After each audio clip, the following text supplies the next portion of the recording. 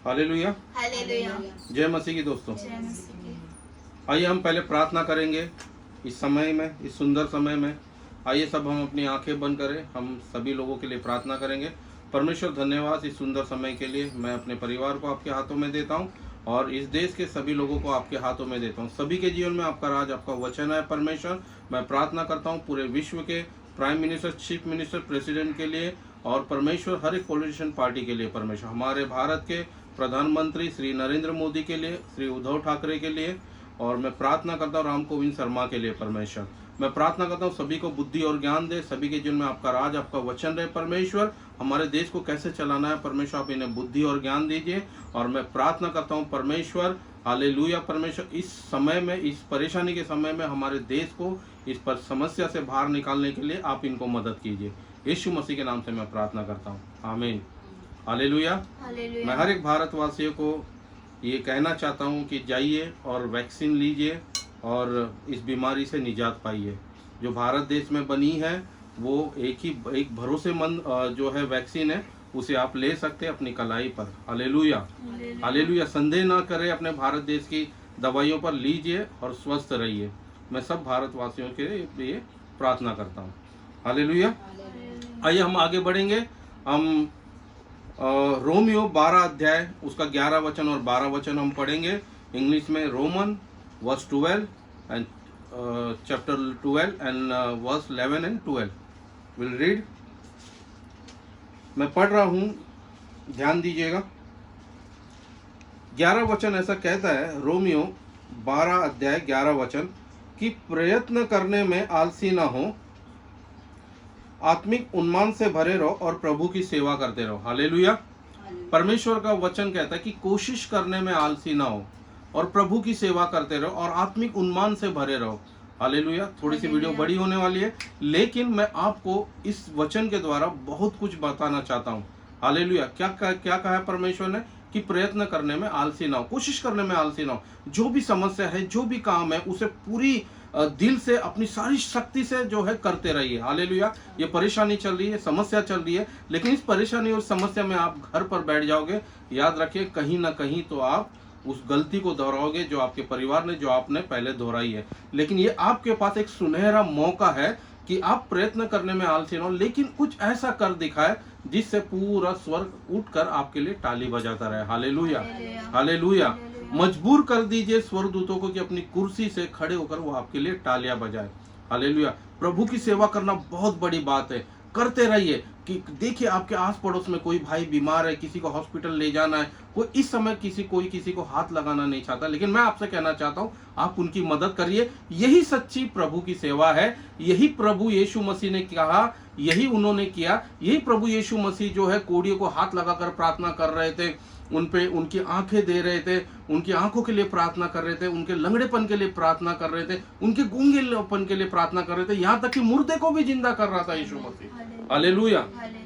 Hallelujah. उस समय कोड़ को कोई हाथ नहीं लगाता था, लेकिन यीशु मसीह हाथ लगाकर प्रार्थना करता था। मैं आपसे विनती करना चाहता हूं, आपके आस पड़ोस में, आपके भाई और बहनों में, आपके कलीसिया में कोई बीमार है तो उसे मदद करिए। प्रयत्न करने में आलसी ना हो, यीशु मसीह का वचन कहता है। यही तो सच्ची प्रभु यीशु मसीह की सेवा है। हालेलुया। करते रहिए। और 12 वचन ऐसा कहता है कि आशा में आनंदित रहो, क्लेश में स्थिर रहो और प्रार्थना में नित्य लगे रहो। हालेलुया। फिर से मैं पढ़ रहा हूँ, आशा में आनंदित रहो, क्लेश में स्थिर रहो और प्रार्थना में निरंतर लगे रहो। हालेलुया। आशा में आनंदित रहो। आपकी आशा क्या है? यीशु मसीह, उसमें आनंदित रहो। वो आने वाला है हमें लेने के लिए, उसमें आनंदित रहो। वो जो बोलता है, उन्होंने जो कहा है, वो उसमें जो है आप काम करते रहिए, उसमें आनंदित रहिए। हालेलुया। जो भी प्रभु यीशु मसीह ने आपको काम दिया उसमें आप करते रहिए और उसमें आनंदित रहिए। उसने आपको आशा दी है, उसने आपको कहा है कि बीमारी के लिए प्रार्थना करिए तो करिए। उसने कहा है कि आपके प्रधानमंत्री के लिए प्रार्थना करिए तो करिए। उसने कहा है कि आप पॉलिटिशियन पार्टी के लिए प्रार्थना करिए तो करना है। उसने कहा है आपके भारत देश के लिए प्रार्थना करना है तो करना है। उसने कहा है पूरे विश्व के लिए प्रार्थना करना है तो आपको करना है। हालेलुया। इस आशा में आप आनंदित रहे। और बहुत बड़ी बात बोली कि क्लेश में स्थिर रहो। हालेलुया।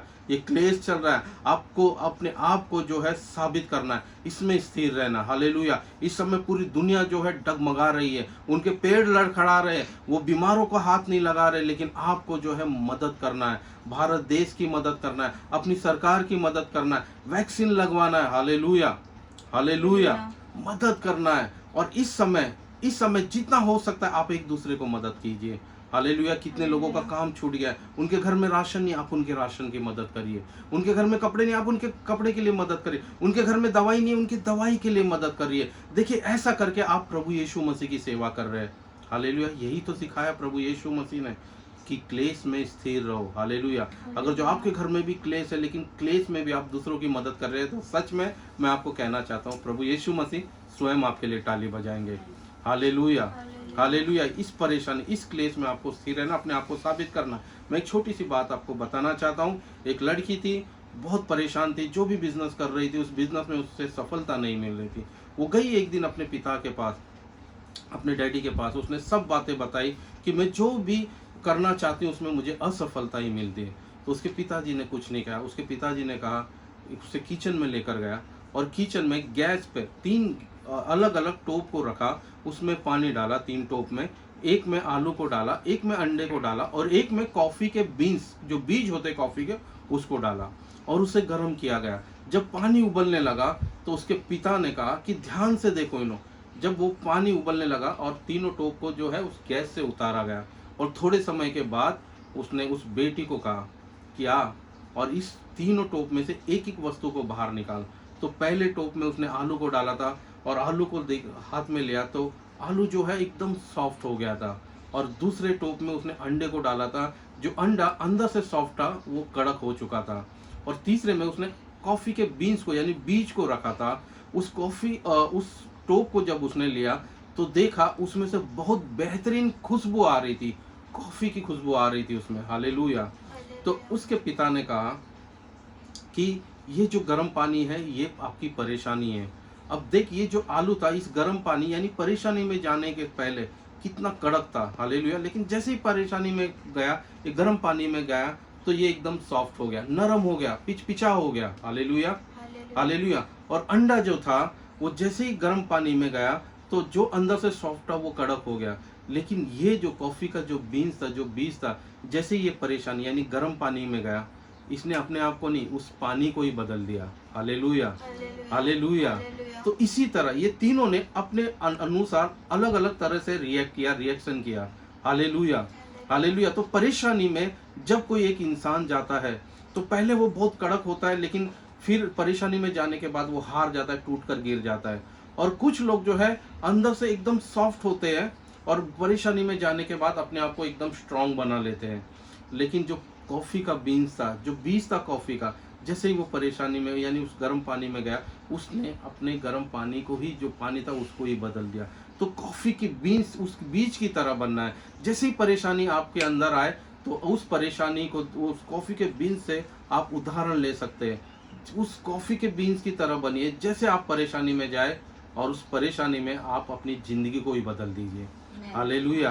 हालेलुया। जैसे उस कॉफ़ी के बीज ने उस पानी को ही बदल दिया, वैसे ही जैसे आप परेशानी में जाते हो अपनी ज़िंदगी को बदल सकते हो, अगर जो आप कॉफ़ी के बीन्स के जैसा बनना चाहते हो। हालेलुया।